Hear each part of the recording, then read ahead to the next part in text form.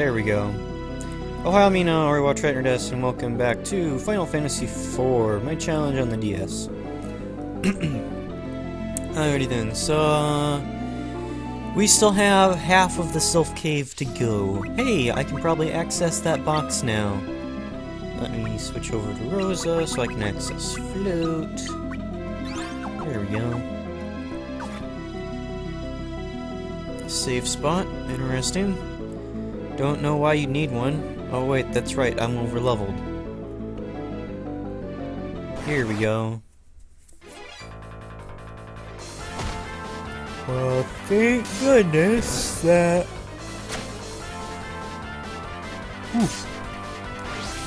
Thank goodness that even though my party got flipped, since Cecil has draw attacks, I don't have to worry about anything too crazy happening.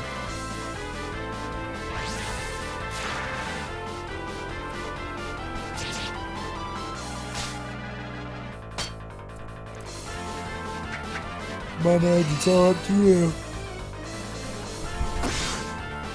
Why is it that I suddenly start yawning as soon as I begin recording?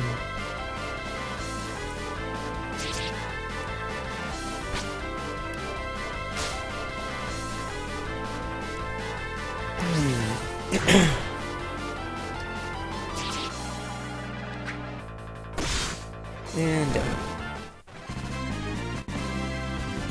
Alrighty then. Edgesel 47, yay, speed and strength, the only two important stats he ever needs. Okay, Rosa needs to patch up Cecil again. So what was in this box? Elven Bow. So if you planned on having Rosa being Warrior Goddess, there you go. Huntress Goddess, there we go. That's what it was, not Warrior Goddess.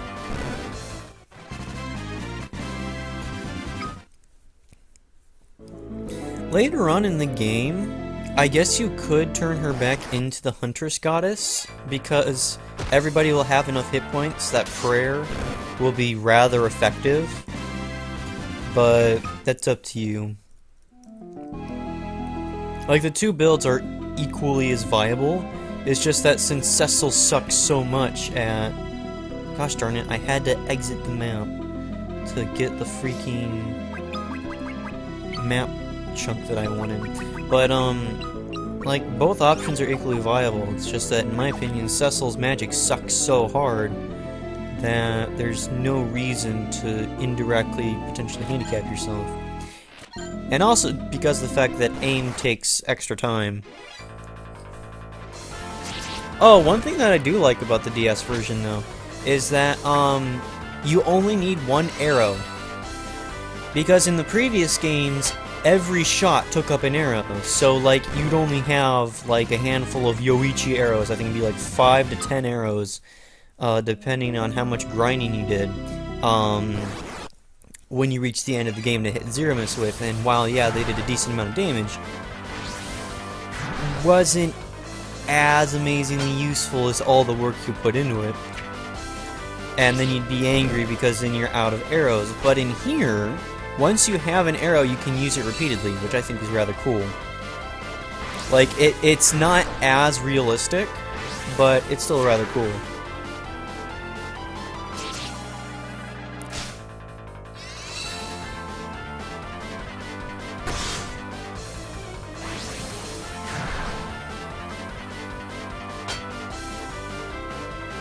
I cannot wait for when I finally finish this next part of the game so that Cecil can be relatively complete. I cannot wait. Oh, so I sat down and completely forgot about the Link's Love Augment. Because I was trying to figure out if I was going to be fighting the level 99 super bosses in this game. I was trying to figure out how I was going to do that, since once you hit level 80, your level up stats are entirely based on what augments you have on you.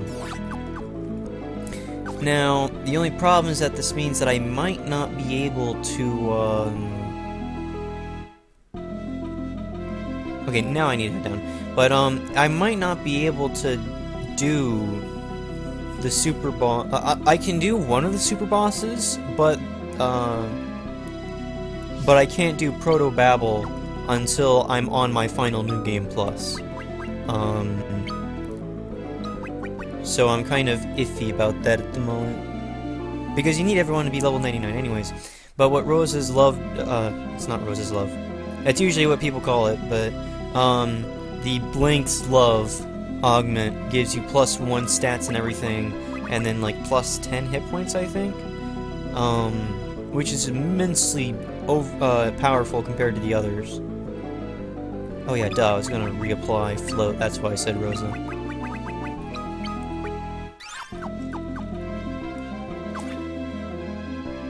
But I need the Blink's Love augment on multiple people to be able to fight him, so it's Proto Babel is probably going to be on my 3rd New Game Plus. I'm only going to do this one run through, and then if I can fight and kill the super bosses, then I guess I'll include that. Because I mean, like, there's one super boss. There's like the final super boss left for me to fight in Final Fantasy VI, the Super Kaiser Dragon or whatever it's called. And I don't want to fight him because I have to re-go through the hell of Dragon's Den. I do not want to go through that again. But in here, the bosses are much easier to get at, so... In fact, one of the bosses is placed where the previous final dungeon was. Although, to be entirely honest, I much prefer a post-game dungeon than freaking optional bosses. It feels much more rewarding for me to dungeon crawl through a really tough dungeon than to, it's much more rewarding personally for me to go through another dungeon and then complete that and then just fight 2 big bosses. But that's just me. Now that being said, I still haven't finished the post-game labyrinth in Etrinasi 4. Simply because I ran out of patience and then the next one came out, so that's a thing.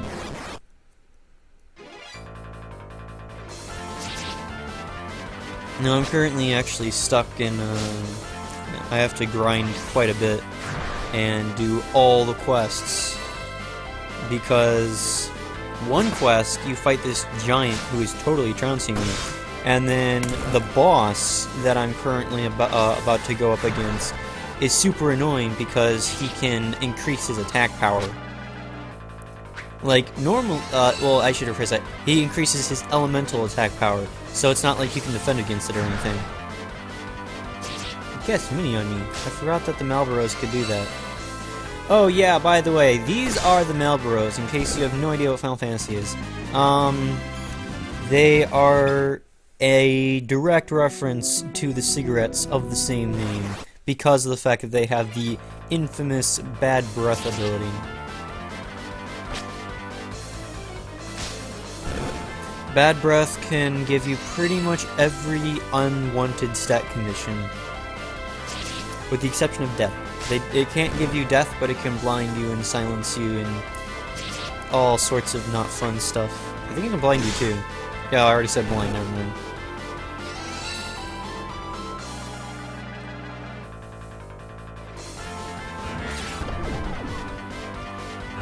No effect. Well, too bad for you guys. You're all gonna die now. So, I have finished quite a bit of anime, and if you're following me, then you may have noticed that I've churned out about 1 review a week, instead of what used to be like 1 review a month, or 1 review every other month, every other week. And there's a reason for that. The first is that I haven't gotten any copyright notices since I decided to quit using... Okay, I should phrase that. I've gotten 1 copyright notice since I decided to stop using the openings of an anime as the intro. I instead choose a clip from within the first 3 episodes or so, which, in my opinion, tend to get some idea as to how the anime is going to go within a minute. Yay, map complete. Give me silver apple. Yeah.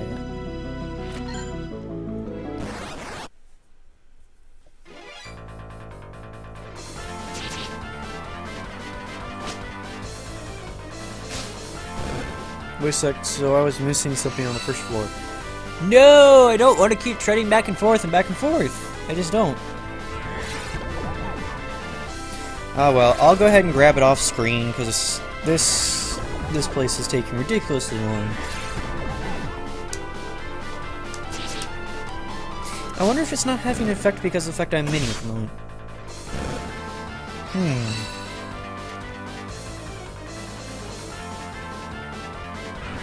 No, but like Etrianosy, like the entire series, in my opinion, is almost a perfect dungeon crawling because it gives you quests that grant a 10 load of experience, and then you get perfect control over your party, and then it's just good. The reason why I say almost perfect is because in every single game, poison is always OP. It's always OP. Like, poison, if a character's poisoned, they'll lose like a third of their health every turn. Or more sometimes, depending on which Etrianosy game it is. And it's absolutely brutal. There we go. Let's go ahead and use that apple I picked up. Give Cecil another 3 levels worth of hit points. Oops, I missed it. There it is. Yay, 3,600 hit points. Is that everything? That's everything. Okay, now I can continue. Wow, I'm surprised I haven't run into a fight yet. Well, that's unfortunate. That's unfortunate. I opened my big mouth, and now I'm paying for it.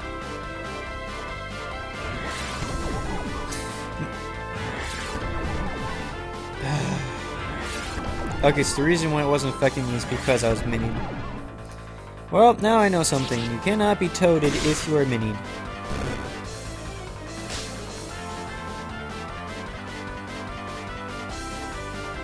I'm very happy I ended up paralyzing that guy before they started toading me.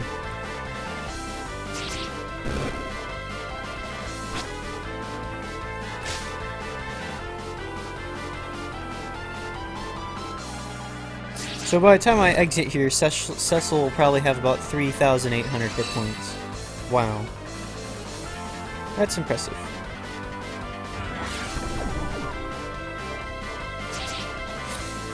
Okay, so the Mage Masher. That is an optional weapon for Rydia.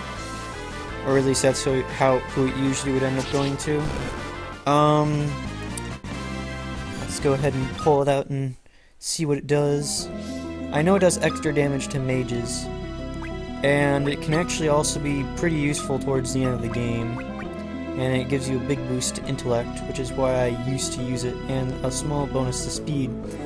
But since I'm doing the whip build of Rydia instead of the rod build, I'm not going to be using the Mage Masher. Okay, going downstairs.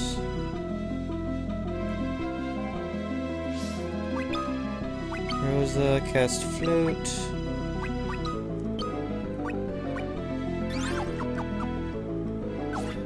Let's run over here through the wall. Elixir! Look at all this poison!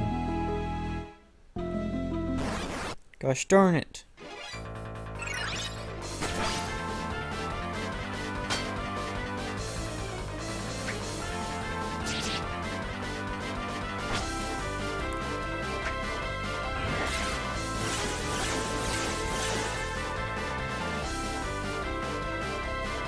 I guess you can put Cecil to sleep, but that doesn't do you a whole lot of good.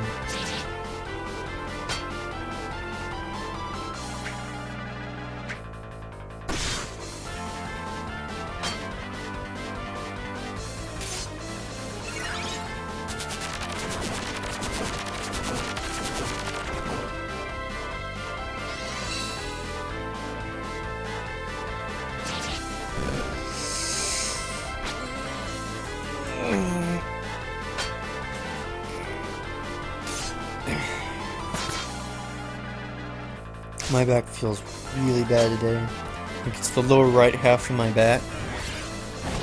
I slept on it wrong, and now I'm paying the price for it.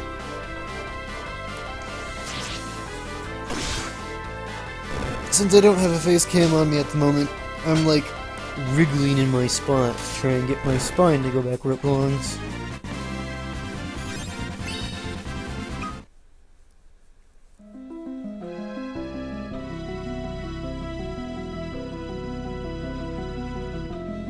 Okay, so I accidentally went the right way, but that's perfectly okay, because that means we can wrap this up sooner, and then I can just tell you what the other things are that you won't be seeing me get, kind of like what I did in the Tower of Zon.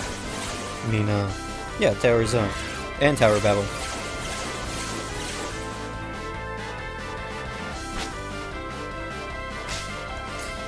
Okay, let's see, what all did we not pick up? Okay, so the only thing that we missed was the Soma Drop, Golden Apple, Arctic Wind, Ether, and High Potion. And the Silver Apple for completing the first floor map. The second floor map, and the third floor map.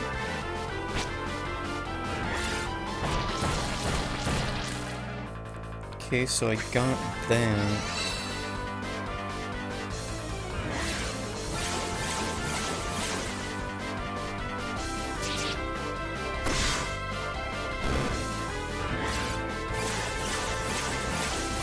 Okay, so other than that, the only other things that you won't be seeing me grab are the Avenger and the Moonring Blade. The Avenger is a pretty decent sword for Cecil. I think I know it by a different name now. No, that is the right name. Okay, so that would go... He currently has the Ice Brand equipped, which is 75. The Avenger does 90 damage. So your damage will increase by 15, your accuracy goes down by 5, your strength and stamina both increase by 10, which I will happily take for those levels. And then your intelligence and spirit goes down, but since... freaking,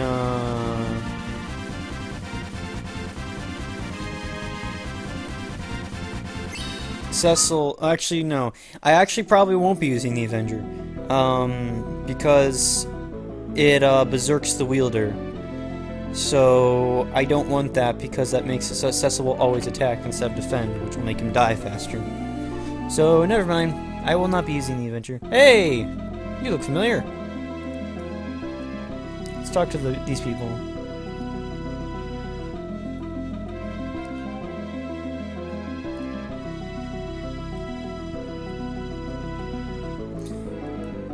Okay, Kiku okay, Aura Staff. 8 humans. Well, sorry for being a human. It's not my fault. Okay, so I picked up an Aura Staff, which is the next thing you want to give to Rosa, because it's another bonus to Spirit. And... let's see, the other thing I picked up was the Katana. Kiku Ichimonji.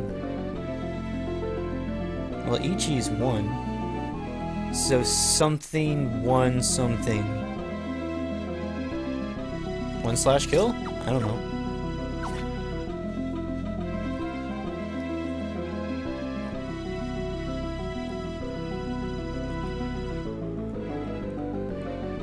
Is that it? Okay, so that's pretty much it. This staircase will take you out to the exit. Actually, that is the exit. Yeah.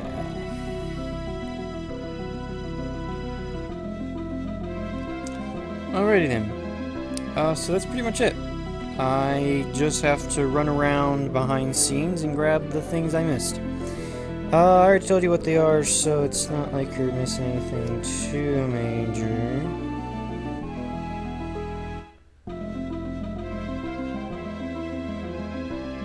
Alright then. So yeah, that's it for this episode, guys. I hope you enjoyed. The next place we're going is the Passage of the Eidolons. So, while, the Sylph Cave gave you silver apples, the Passage of the Eidolons gives you Soma drops. I will be splitting those between Rydia and Rosa, probably. So yeah.